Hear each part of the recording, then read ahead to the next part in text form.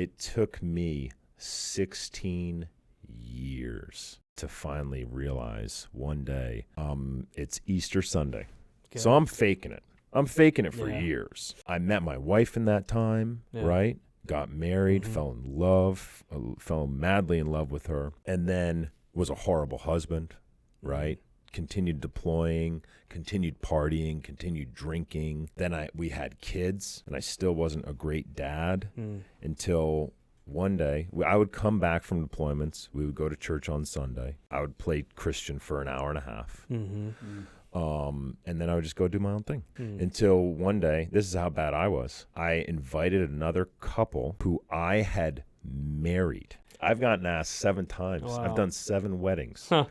And for the first couple, I was not living Christ-like life. I just wasn't. And, one of the couples I'm bringing to church on Easter Sunday, a year or 2 after I had married them. Right? Like I'm doing fake evangelism even. And Pastor Miles said something, and it just stirred, and I felt the Holy Spirit just softly, ever so gently, it just encouraging me like, hey, I'm still here. Wow. I'm still here, Kyle. And I'm still here. And so at the altar call at the end of the service, I just raised my hand. I stood up.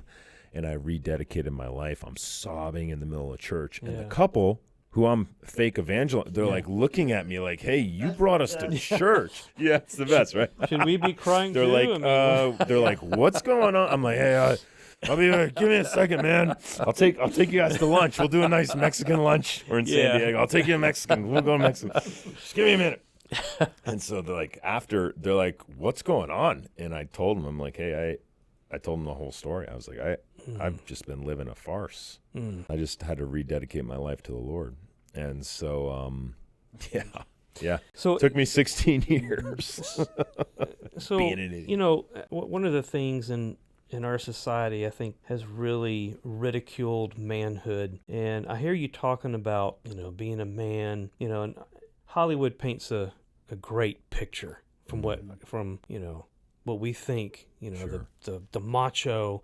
I mean, when you've been through, hell and back, I don't know how many times as a Navy SEAL, and some of the best books and the best movies out there about military and the macho and the man and all of that. That's what we think of a man. You don't think of a man who sobs in church. That's my.